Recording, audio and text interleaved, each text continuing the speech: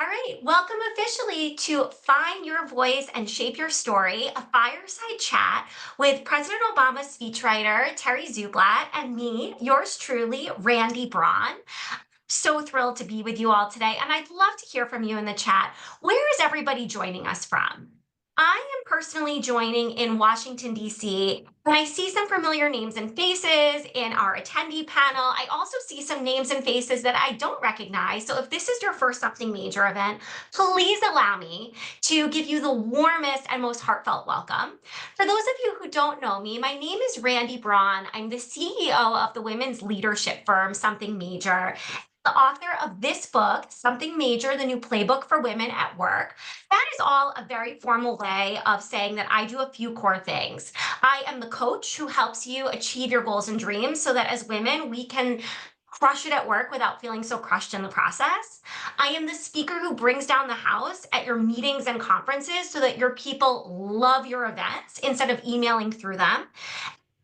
Most importantly, for today's purpose, I am the convener who brings women together for conversations that matter so that we can thrive, not just individuals, but as a pack. I am also proud to be a mom of three. I am a road warrior. I am an avid traveler. And I'm just going to peek into the chat. I'm personally joining from my home office in DC. I think I see just about every time zone in the United States represented. Dallas, DC, Virginia, New Hampshire, California, Phoenix, upstate New York, New York City, Western Maryland, San Jose, California. And we met in San Francisco. Good to see you again. Colorado. Let's see more DC burbs. Terry Hall introduced is also joining us from DC. Baltimore, Montclair, New Jersey, North Beach, Maryland. Angela, does that mean you're at the beach and getting a head start on Memorial Day weekend? Brooklyn, Burlington, Vermont, LA. Whew.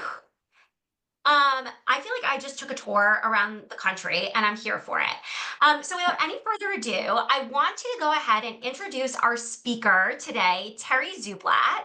Terry, feel free to come on and say hi. We're so thrilled to Everybody, have it's great to be here. Thanks for having me. Of course. And Terry, you're joining us. I'm in Northwest DC, and you're where in the DC area? Because I know we have some Washingtonians here. You're in Virginia or Maryland, I forget. Yeah, I'm in Arlington, Virginia. So Fantastic. So I see some Northern Virginia love in the chat. We've got Arlington, we've got Alexandria, so lots of neighbors. So Terry, I'd love to introduce you to our group more formally. So Terry is the award-winning author, speaker, and trainer who empowers audiences with the communication skills that he learned as one of President Barack Obama's longest serving White House speechwriters. He shares lessons in his national bestseller, Say It Well, Find Your Voice, Speak Your Mind, Inspire Any Audience. And Terry, we're going to send the link out for that book because it should be on everybody's summer reading list. From 2009 to 2017, Terry served as a special assistant to the president and a member of the National Security Council staff. And from 2013 to 2017, he was the deputy director of the White House Speechwriting Office. Today, Terry runs his own speechwriting firm, Global Voices Communications.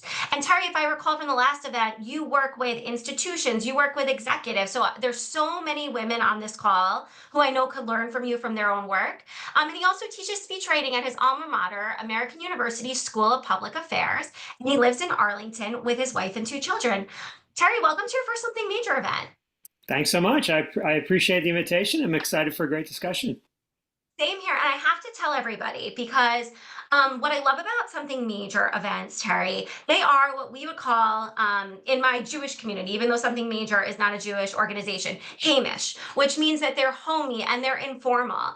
And I want to tell our audience how I first connected with Terry. I was on maternity leave, some of you know, with my third, when a colleague of mine, Lilith Christensen, who's one of Terry's friends and colleagues, hosted this event that she was doing with Terry in some forum that I'm a part of, a networking group that I'm a part of. I was literally nursing, listening to Terry, and I'm like 6 weeks postpartum in a haze. And I was like, I got to get this guy to Something Major. So when I finally got my life together back from maternity leave, I emailed Terry. Turns out because Washington is actually the world's just biggest small town, Terry and I know a million of the same people. And here we are. Months later, Terry's kind of off from his book tour and now more settled in. And Terry, I just can't tell you how delighted I am to jump into the conversation today. And I know the audience is dying for us to get into some questions. So should we jump Great. into it? Let's do it. Awesome. So, in your book, Say It Well, one of the things that you really focus on is helping people find their voice rather, and speak with confidence. And I know that you had this extraordinary career before the Obama administration, certainly an extraordinary experience in the Obama administration. What inspired you to write this book? Like, as a person who also wrote a book, who has been through the insane exercise of writing a book, Right. what inspired you to take the leap and share these lessons? Because this is a really hard thing to do. Yeah, it is. I don't necessarily recommend that people write a book.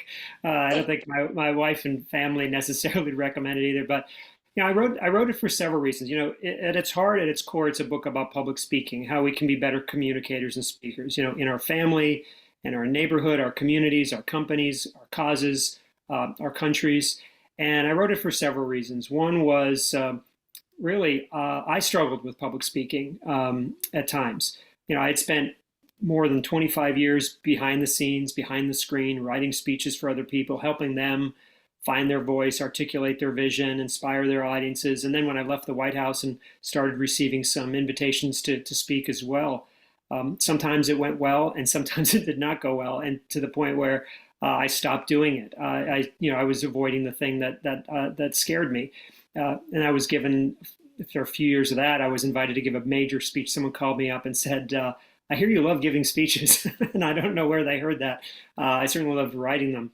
But I had months to get ready, and I thought, if I don't do this, I'm just going to keep hiding from what scares me. So I spent months really trying to kind of reverse engineer my own career, trying to understand better. I'd never, read a public speaking book, a speech writing book. I'd never taken a course on it. I just was one of those people who learned as I went. And so I spent a lot of time thinking about what I was doing for the president at the White House, what I was doing for all my clients all those years, and how I could do it myself. And those core lessons, the things I had to relearn, became the book. And so every chapter is a core lesson of how we can be a better communicator, again, in our personal lives, in our professional lives. And in every chapter, I share stories from how the President Obama did it, one of the great orators of our time. I always tell people, whether you like the guy's politics or policies or not, I think there's no denying he was a pretty effective speaker. I got to have a front row seat for nearly 8 years, and so I try to share those lessons and how we can apply them in our own lives. Yeah, and I think that there's already just so many lessons here in what you're sharing. Like, number one, I love that you're talking about doing the thing that scares you. And I'd love to hear from you in the chat. Just throw me a +1 if that resonates with you. I think that, Terry, when I look back on whether it was building my own business or in my corporate career, or even in some of my personal goals, like being crazy enough to have a third kid when my other two kids are like big kids, like fully independent. Um, I feel like the best things I've ever done are things that scared me. And I think when we look at someone like you, someone who's really successful, who literally went into the White House every single day and was doing really high profile things, I think that we forget that other people are just as scared as we are. And so I love, love, love what you're modeling there. And then I also love a guy who walks his own walk. And I think a lot of times we live in this culture where people feel like they have to present with a level of effortlessness or perfection. And it's like me and you sit back and we're like, wait, why can they do it? And I feel intimidated. I feel overwhelmed. And so I really appreciate your authenticity. And So one of the things I talk about in the yeah, book is, no, you I was first. just going to say, one of the things I talk about in the book is a phrase that kind of bubbled up, particularly around Obama, but around really lots of great leaders and speakers, which is, well, what a naturally gifted speaker that person is. And that's always driven me crazy. I hate that phrase because I just don't believe in it. I don't, it's sort of like when you're watching an athlete, when you're watching a musician, someone at the top of their game. What you're seeing is years, if not decades, of practice and hard work.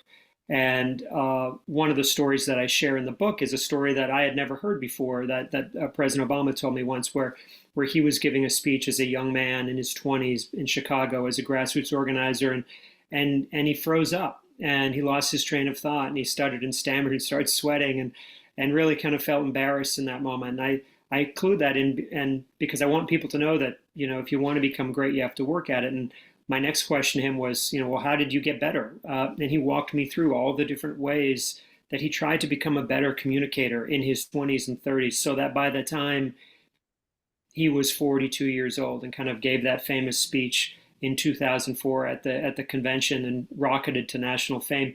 What you were seeing was the result of all those years of hard work. And I want people, I especially want young people, for those of you who have children who are, in their teens or early 20s beginning their career. I wrote this book not just for professionals like all of us, but for young people as well, because this is a skill that everybody needs, right? Everyone has to be able to communicate clearly. And we see every day as people spend more and more time on social media, people are forgetting how to communicate clearly. So I wrote this book, again, whether you're someone in your 60s looking to get better, whether you're someone in your teens or 20s looking to start out.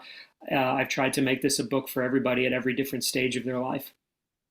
Yeah, and it's so funny. I think that a lot of us do live in this myth where like, oh, I wasn't blessed or born with the gift of gab.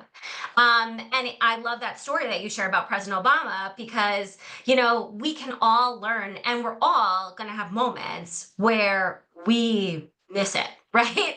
And one of the things I love that you talk about in the book, Terry, it's not about perfection, but it's about kind of cracking the authenticity code. That was something that was so central to President Obama's style that you as a speechwriter, which is such an interesting level, like you need to learn his authenticity, right? So that you can help cultivate it. For those of us who are joining, we have a lot of women here, and I'd love to actually hear from you in the chat. What do you do for work? I know we have quite a few women joining, especially those in Washington, who are going through moments of career transition. That's hit our community, Terry, as you know, we were talking about this before we started recording. That's hit our community pretty hard.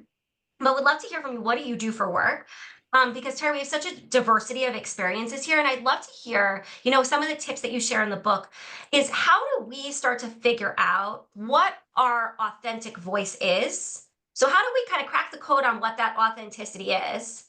And how do we start to Mm-hmm. strategically deploy it? Sure. So one of the first questions that I often get when someone wants to hire me to help them write their speech or their presentation, is they're coming to me because they don't know what to say. That's the first question. I don't, what should I say? And our answer in the speech writing profession, particularly, it sounds a little flip, but the answer most commonly is, well, you should say what only you should say. And that's actually a chapter in the book. Uh, and it's not meant to be flip, but it's very, I think it's what sets great speakers and great presenters apart. I asked President Obama once, what do you think makes a great communicator? I mean, I never asked him this. I didn't ask him for till years after I started working for him, and I should have asked him at the very beginning. But he cared a lot about, of course, narrative arc and storytelling and making sure that your presentation has a clear structure and beginning, a middle, and end. And that's all in the book. But one of the things that he said, well, for me, what makes a great public speaker, a great communicator, is someone who speaks from a place of conviction. And he said they know who they are and they know what they believe and they know what they're trying to accomplish. And think of it, how many times have we been listening to someone, particularly in politics and business, and you're sitting there listening to them and you're not even sure they believe what they're saying. It's so There's just true. saying maybe what's popular in the moment, what gets clicks, what gets likes, or what they think the audience wants to hear. But I think great speakers, great leaders are people who have spent a lot of time thinking about who they are, what their values are, what they believe. And I lay out in the book a series of questions that I think we can all ask ourselves, that we all should ask ourselves before we get up. Before we get up and ask an audience to believe in us, we need to believe in ourselves, and we need to be sure and clear what we're doing, what our vision is, what our goals are. And so I list out all of these questions, and I encourage people to, you know, find a quiet place, a comfortable place, and go through this thought exercise and ask yourself these questions. And their answers help us understand ourselves better. And so when the time comes for us to get up and speak to our teams, to our organization, when we have to explain what it is we do here, you're better at it because you've actually sat down and thought through, what are my core goals, what are my core values, what are my core beliefs, and yes, it is true. You need to think a lot about your audience, and I discuss that in the book as well. But I think great leaders, great communicators know themselves, and they know who they are, and they're not trying to be anybody else. I think we can all probably think of people we've listened to that fit that other mold. So I try to, that's why the subtitle "Find Your Voice, Speak Your Mind, Inspire Any Audience." The first part of that is it finding your voice. It's finding your story and being comfortable in your own story. There's 8 billion people in the world. Nobody has your story. No one has traveled the unique path that you've traveled. When I work with clients, sometimes they say things like, "Well, I haven't really led an extraordinary life." I said, "Well, I'm not asking you to lead an extraordinary life. I'm just asking you to share with me what your unique life is." I was helping one client one time with a commencement address, right? And great commencement addresses, the person shares a little about themselves, maybe talks about some challenges they face in life, how they've overcome them, some lessons, some advice. That's a good commencement address. And as I was going through all these really deep questions, what are your values? What motivates you? Tell me about your childhood. This person put up their hand and said, "Stop, stop. This feels like a therapy session. This is not what I signed up for." I said, "This is exactly what this is. How can you expect your audience to be inspired by you, to believe in you if you don't believe in yourself?" And so that's a big part of what this book is about, and helping people understand their own story better so that you can go out and share it with the world.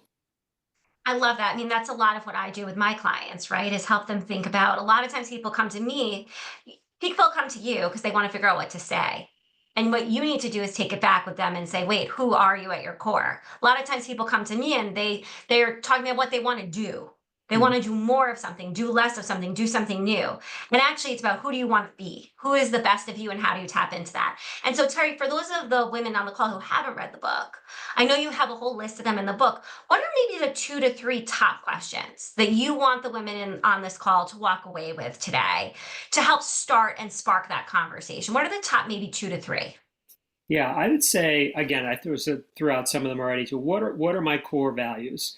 Uh, Specifically, why are you doing the work that you do? What matters most to you?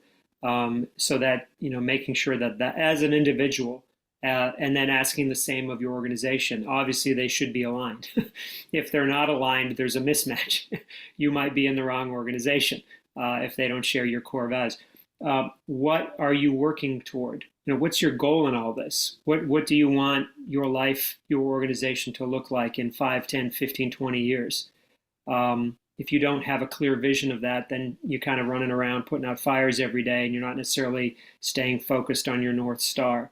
Um, and then I think sort of related to that is, in a way, I think it's useful to sometimes rank our values, because oftentimes I think, you know, organizations and individuals, where we'll find ourselves in moments where our values are in conflict, our values are in tension, and it's helpful to know which ones matter more to us than others.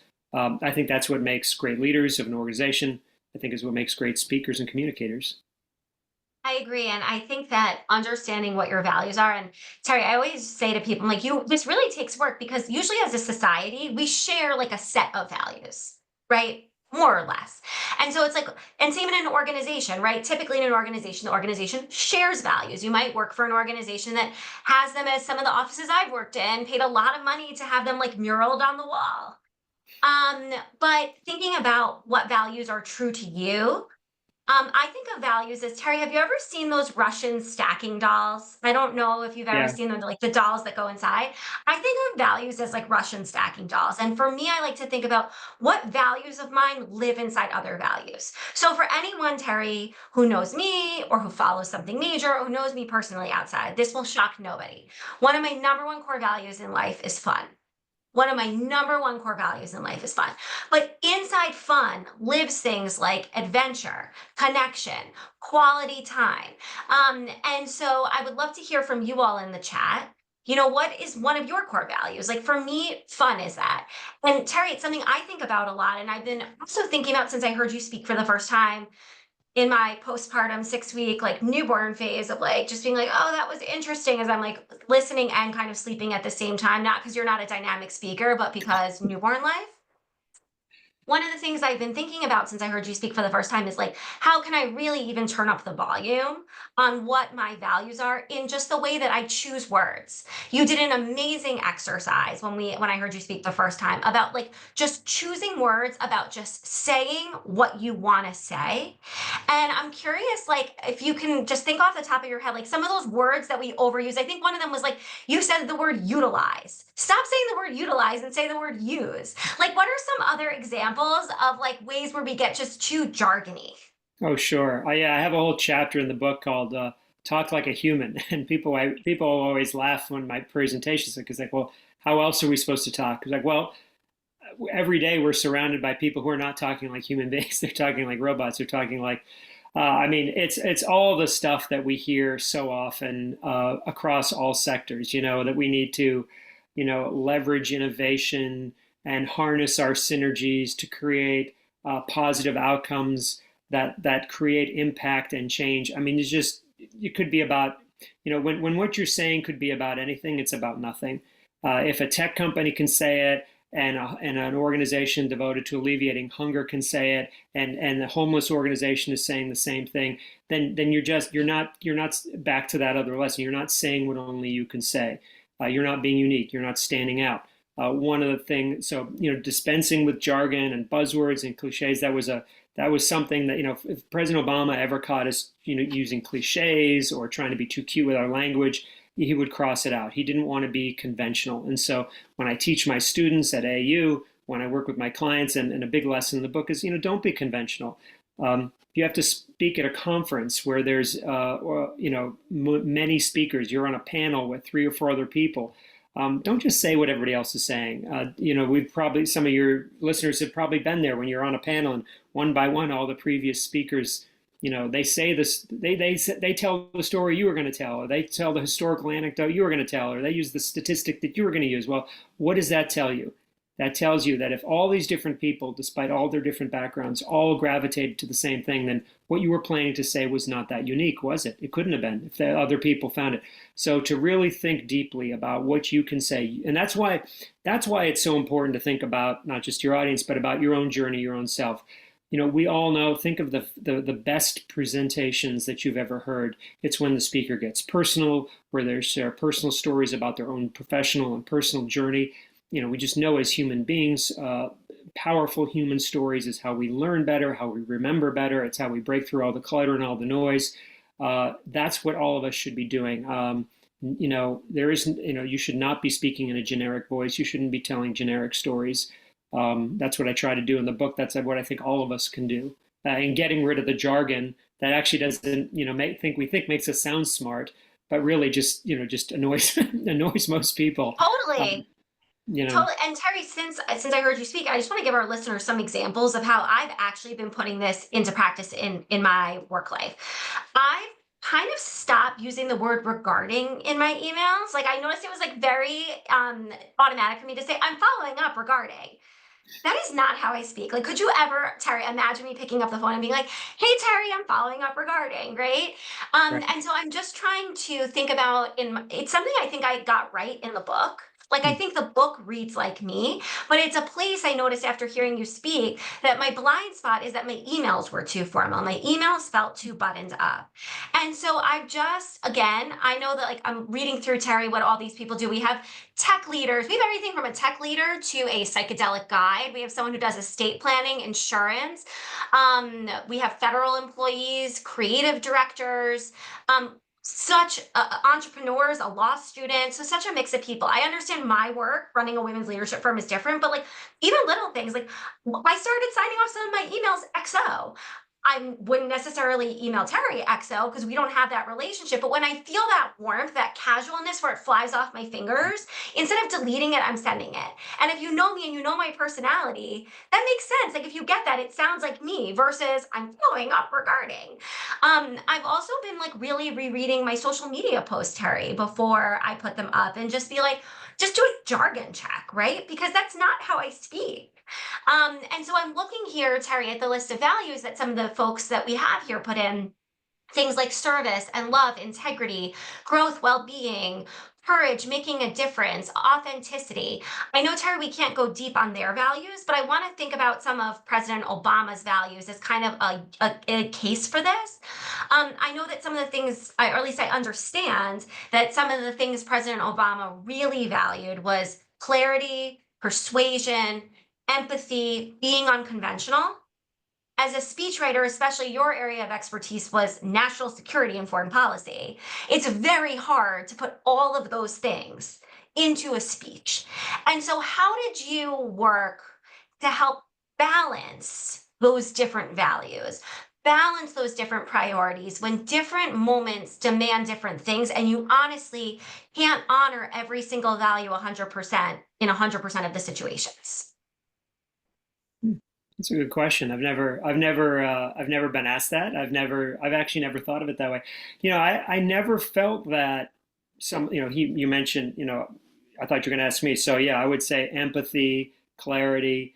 I think nuance was something I write about in the book. He wasn't afraid to acknowledge that there were no easy solutions to a lot of the big questions that arrive on a president's desk. If they were easy, they wouldn't have made it. They would have been solved at a lower level. He was a big believer that so many of the things that we argue about as a society, they are not black and white. It is not simply a matter of right versus wrong, good versus evil. It's again core values that are in tension.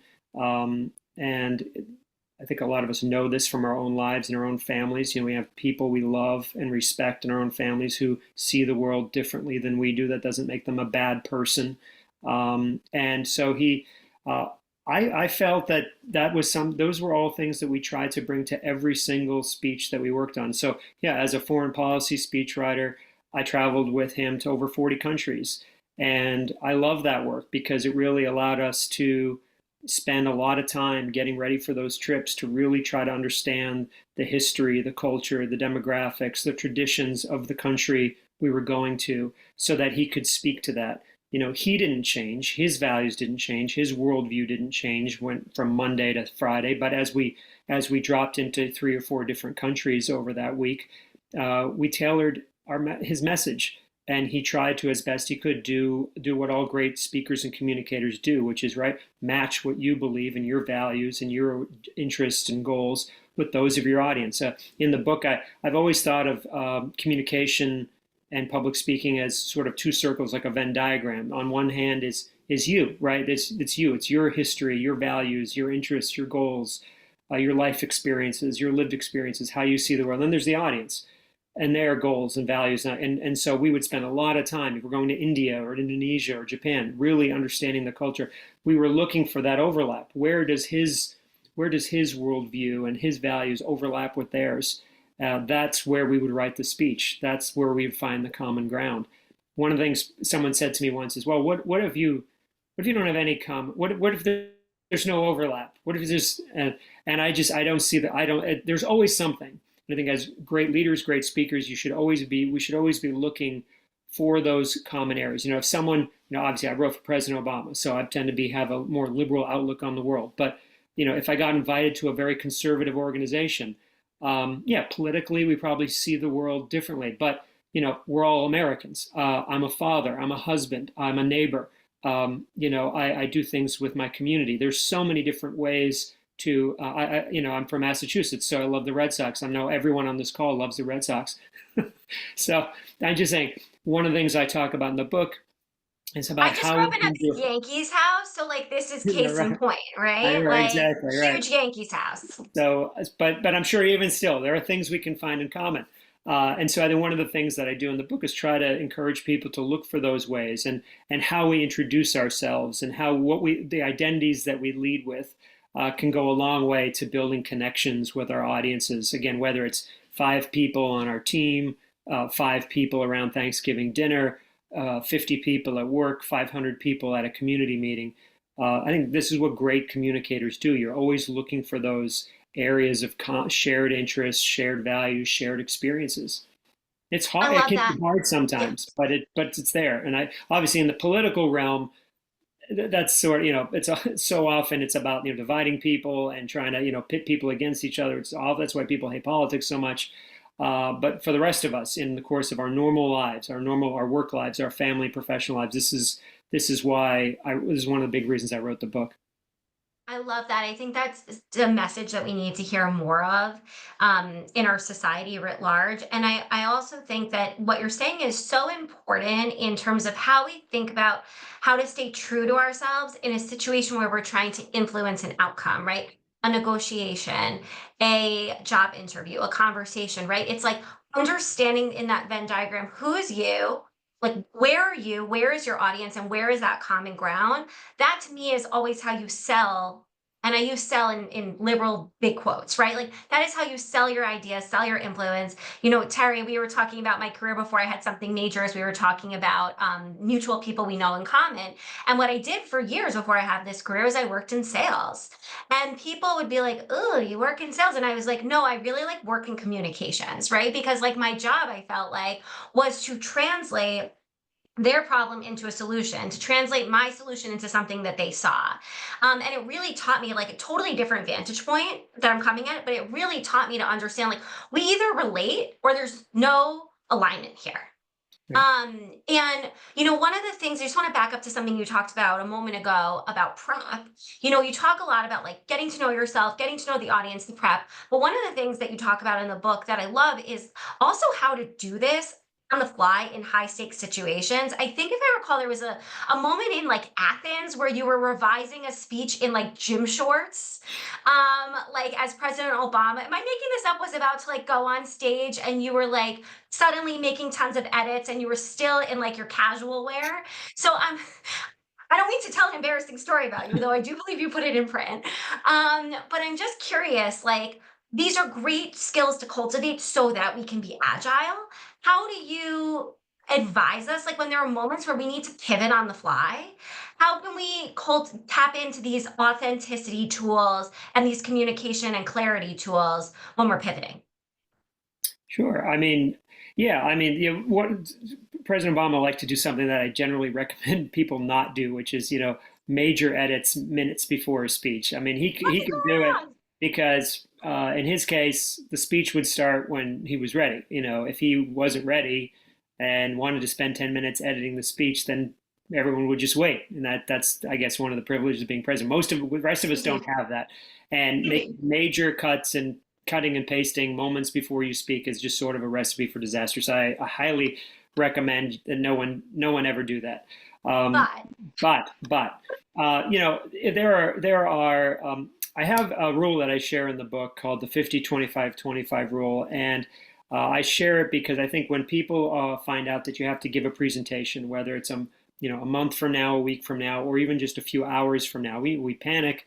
We start creating and writing before we are thinking, and that almost always leads to disaster. So what I recommend, what I do myself is, however much time you have, again, maybe a month, maybe a week, maybe a few weeks, a few hours, just set aside that 50-25-25. Set aside 50% of your time to just think. You don't have to write anything right now. You don't have to create anything right now. Just give yourself a little space, a little grace. Use that time to think, to research, to plan out. If someone told me I had to speak in 2 hours, just use the first hour to just think. Um, I call the speech writer, but I only spend maybe 25% of my time actually doing the writing. And I highly recommend that people write things out. It forces you to think, forces you to think deeply about what you want to say. It exposes the strengths and weaknesses in your argument. Generally speaking, riffing is not a good idea. That's when mistakes are made. That's when the biggest mistakes are made.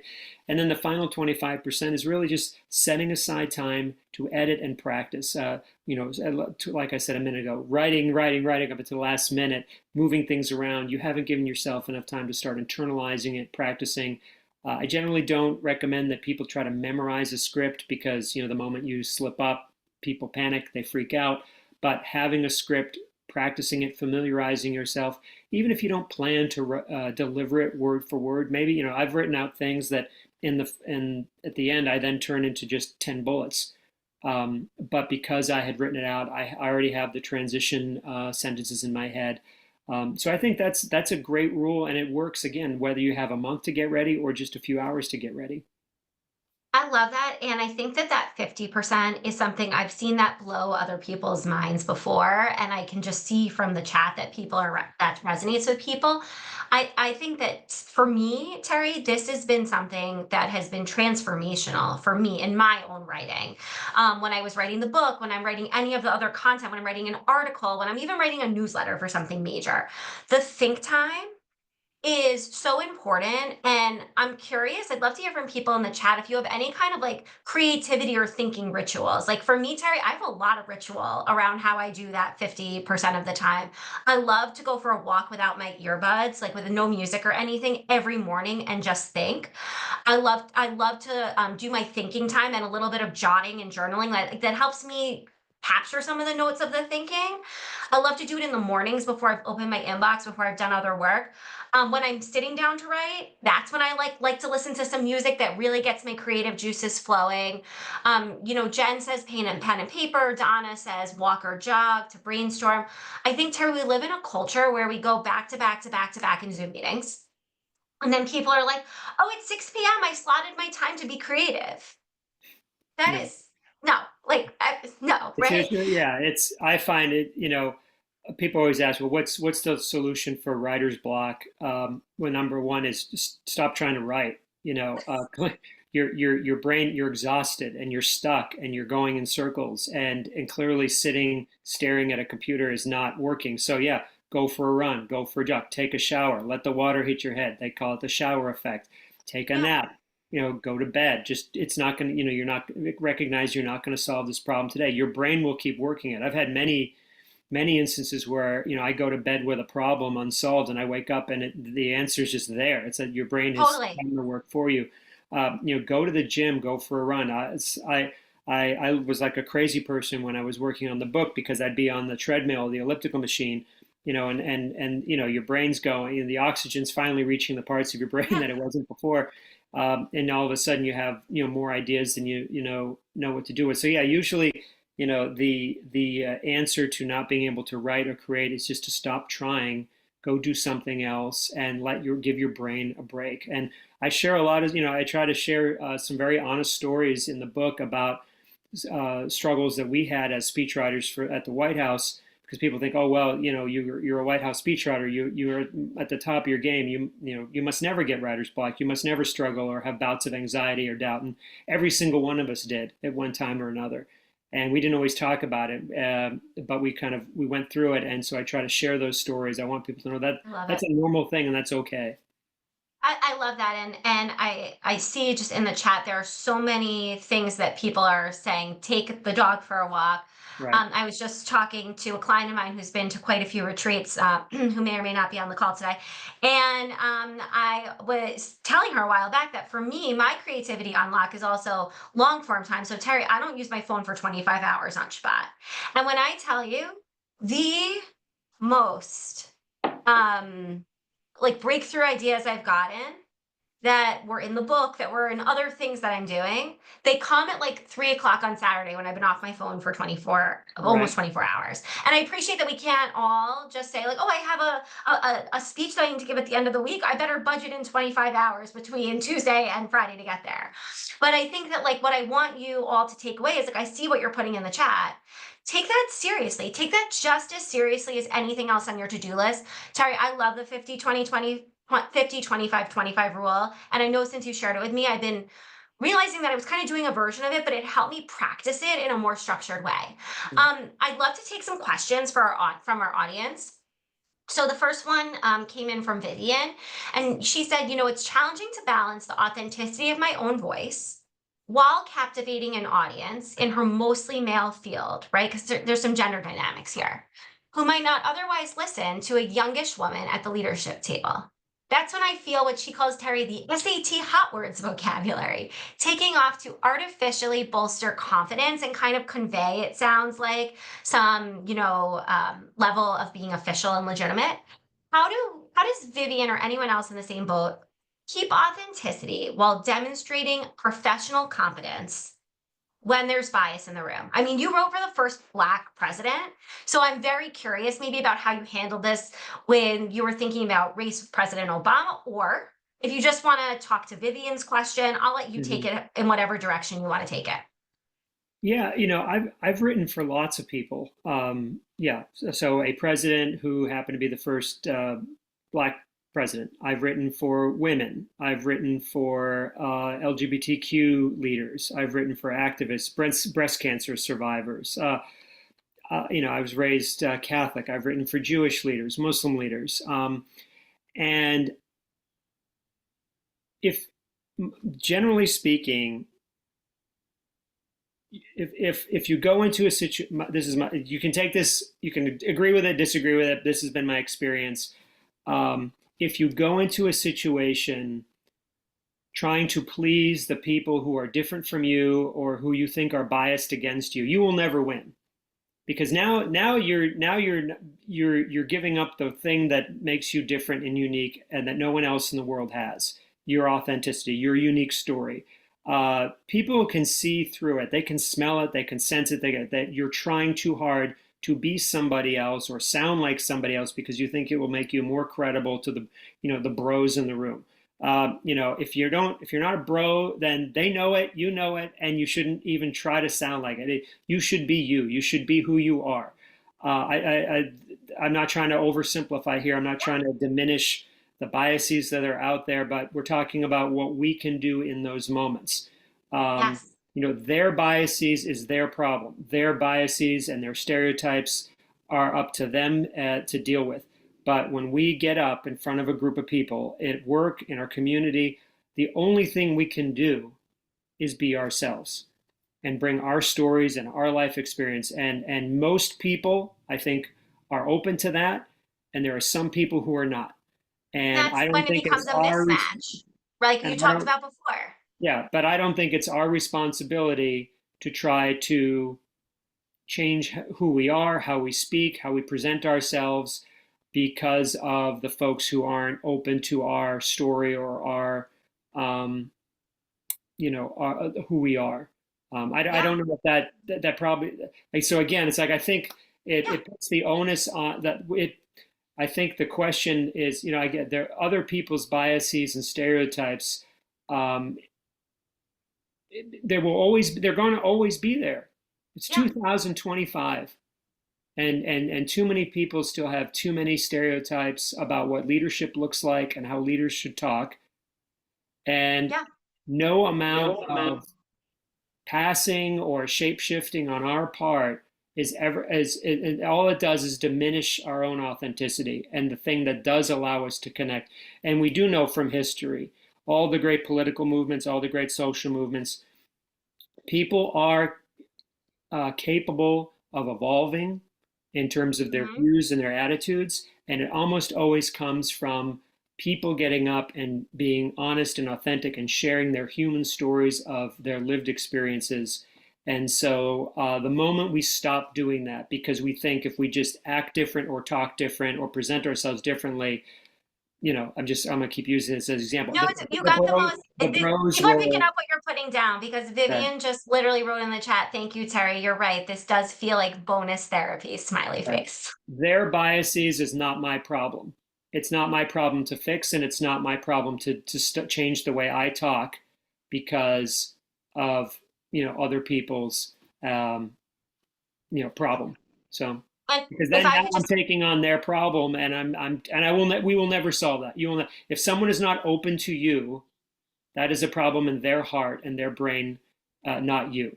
So, but again, think of it: LGBT rights, women's rights, labor rights, civil rights. It's always we've always expanded the space for people when people stay true to themselves and present their own humanity, not when we shut it down or try to be like the people whose minds we're trying to change. I don't know. That's my Vivian, take just on it. I love it, and it reminds me of a story of a client that I was coaching, and she is a young Black woman. She works in a really well-known professional services firm, and she came to me, and she told me this story about a stakeholder who said this thing to her, and how this person was of influence over her. And she tells me this story, and I said to her, I was like, that kind of sounds like a little racist to me. Doesn't that sound a little Mhm. racist to you? And she was like, I thought that it was racist, but I wasn't sure like if I was being overly sensitive. And I was like, I don't think you're being overly sensitive. Like I hear that thing as a microaggression. And so what we did, Terry, in our coaching, we figured out, okay, how can we figure out where we can influence this person and where we can't influence this person? Because it wasn't her job to take on this person's implicit bias, right? But it Right. was her job to say, oh, this person is a person of influence that I need to work with. And so where can I influence? What can I Right. control? Right. And And I would, I think you gave Vivian a lot of tools to help do that. yeah. And in the book, I have a chapter called Appeal to Values, and I talk about a number of studies that have been done where they have shown the most effective ways to break through bias, break through stereotypes, and actually get people to open up and listen.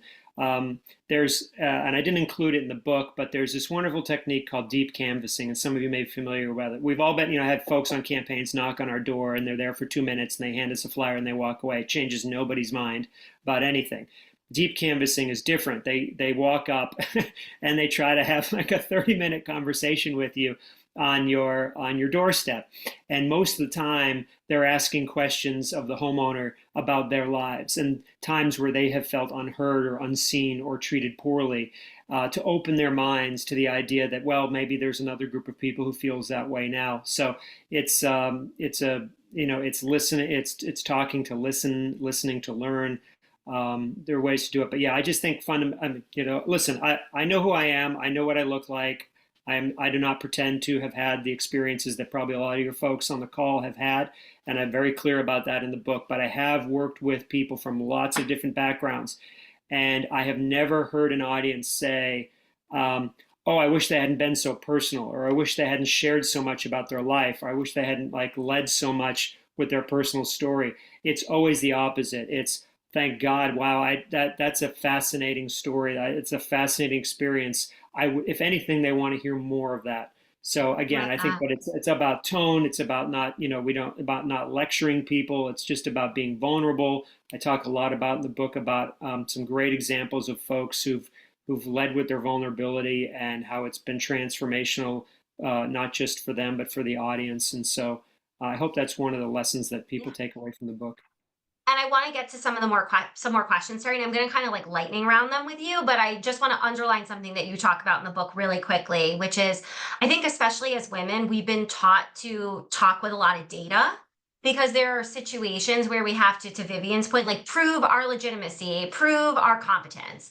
And I love this. I love what you talk about in the book is like data is good, but like don't lose people in the numbers. Like tell the stories, right? And so I know there's more that you could say about that, but I want to just ask you if it's okay, a few questions and we can kind of like lightning round them. Sure. So Christine asked, do you have any tips for demonstrating legitimacy and authenticity during meetings and emails in the day to day? Like how should we respond if we're told we're too assertive and need to stop talking in a meeting? So like any kind of like hot tips, quick tips, again, like Christine, I don't know anything about you, but in my experience doing my work, I would be curious if there's again gender dynamics in play there. Yeah. Well, someone says you're talking too much. They need to be fired. I mean, just as a general rule, we should all be brief. We should, no matter who we are, no matter the situation, we should be brief and we should be concise. We don't need to. You don't need to. One of the lessons of the book is you don't need to talk a lot to say a lot. So so brevity is a beautiful thing, and in that spirit, I will stop. I love it. Another question, and we want to hear more questions from you guys. This attendee is anonymous, and they're curious about how to use AI to help with the speech writing process. Any do's or don'ts, Terry? I just saw a hilarious headline the other day. And I was like, I screenshot and sent it to some friends, and I was like, this is what happens when you use the AI, but then don't reread it and just copy and paste it. And it was like gobbledygook. So I know we actually have a few AI experts on the call today. Shout out Lori Mazur, who's here, and some others. What are your tips for do's and don'ts on using AI for your writing? So this is something I have throughout the book, little asides, because ChatGPT came out right when I was writing the book. So throughout the entire book, there's these little asides. When times when you should beware of the bots, and times when you should ask the bot. But it really comes down to me two basic rules: as a research tool, as a thought partner, as an editor.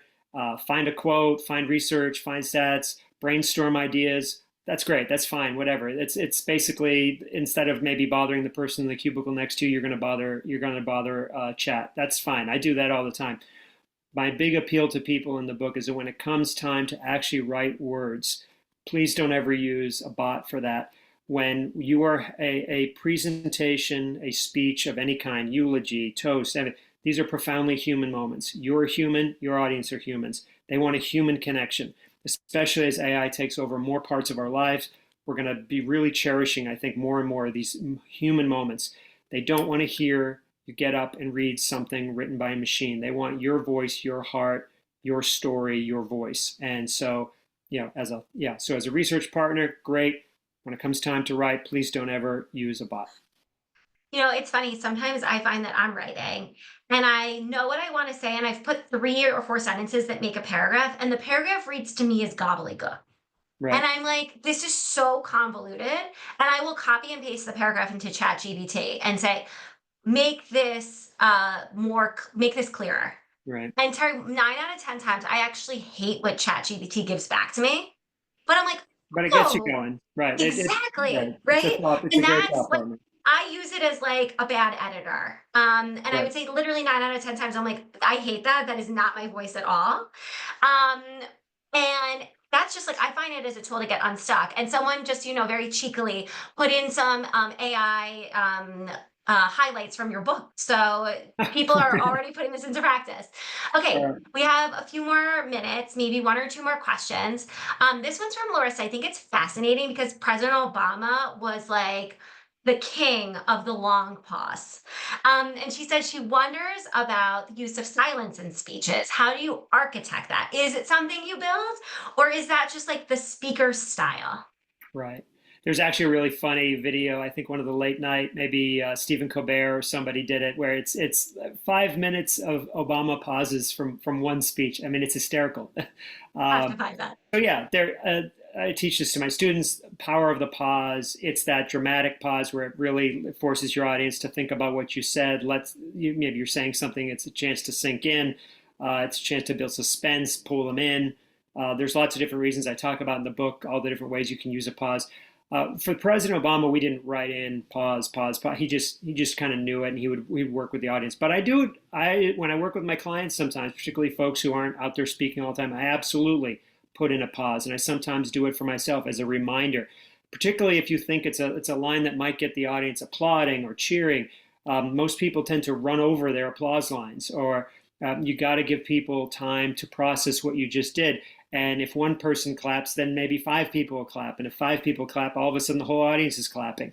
So, yeah, pauses are really important. So sometimes what you're not saying can be just as important as what you are saying. And final question before we talk about how to keep in touch with you, how to keep in touch with me, lightning round style. Someone said, how do you become a presidential speechwriter?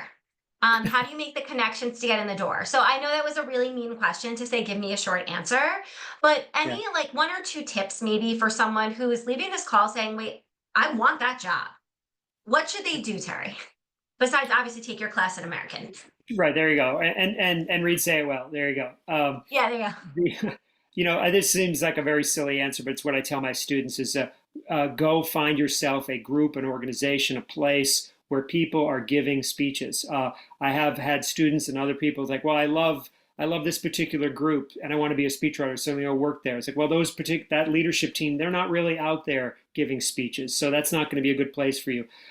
Who's giving the speeches that you like in politics, business, philanthropy, advocacy? Go work for them. Go to where the speeches are. You want to be an actor, go to LA. You want to be a finance, go to New York City. uh, whatever the cause is that you care about most, go to those places. And then, don't just read speeches, listen to speeches. I used to put my headphones on and just listen to hours of Barack Obama talking until I could just hear his voice in my head. We all have a unique way of speaking. We all have a unique rhythm. If you want to write speeches for someone else, you really have to get inside their brain and understand the way they think and the way they talk. Um, and it took me several years before I felt I could confidently write a speech without having to check every single word to see if it actually fit his voice. Amazing. I feel like that's such a beautiful note to end on because I feel like we started from a place of vulnerability and we're kind of ending from a place of really seeing you just open up and share like what the trajectory was because everyone knows you for the work for this, obviously, this incredible book, the work you did in the Obama administration, but it was all those small, vulnerable moments that got you here. And so I'd love to hear from those of you who are still here. If you could just throw one thing in the chat that you're taking away from today, Terry, this is something we do at the end of every Something Major event. I love to just hear from people. What's one thing, a nugget, a skill? For me, Terry, the 50-20-25 rule, Mhm. that to me just continues to be something that really helps me with my creativity and output. I see that it's resonating with others. Terry, I want to encourage everyone here to follow you on LinkedIn. So if you want to also pop your handle, we'll send it out to everyone in follow up. But if you want to pop it out and also just bask in all of the wisdom, Terry, that all of these women are taking away from you, I just want to share before we leave, and just want to make sure people can see my screen. We have a few more events coming up that I would love for you to join us for. So for those of you who are working parents, Terry, I know you'll appreciate this one. I have a workshop coming up on June 12th at noon. It's about surviving the summer scramble. It is based on an article I wrote in Forbes last year about how parents can basically survive the chaos that is the summer schedule and thrive. And so this year we turned it into a workshop. So I'd love to invite you all to join. It's free. I want to remind you we have a retreat coming up in the Hamptons, which we are really excited about. So if you want to have an end to your summer and spend it with me in the Hamptons, you are welcome to learn more about that. And then finally, speaking of book talks, we'll be hosting Likeable Badass author Allison Fergale for our annual High Power High Tea at the Willard Hotel on Friday, September 19th. The QR code that you're seeing on all of those goes to the Something Major events page. So you can sign up for any of the events there, whether it's our tea with Allison or the free summer scramble. Terry, I just want to read a few of these, and I'm going to throw up right here my QR codes. So feel free to connect with me on social as well. But I just want to read, Terry, some of the things that people are taking away 50-25-25 for their interview prep, being authentic, cutting out SAT hot words, just going to sleep when I feel stuck. Terry, just feels like a big theme here that you really managed to thread the needle on was helping people feel how they can be authentic and be themselves. I want to thank you from the bottom of my heart. This was so exciting. We were so excited to bring you in. Thank you so much. And we truly can't wait to have you back for another Something Major event. That'd be great. I say for those of you who are on LinkedIn, I'm on LinkedIn. I try to share public speaking, communication tips every day. So if you're on there, I'd love to be connected if we're not already. I try to use it as an educational tool. It's one of the last nice places, it seems, on the internet. And so if we're not already connected, I'd love to be connected with you and keep the conversation going. Thanks so much. Amazing. Of course, see you next time. Take care, everybody.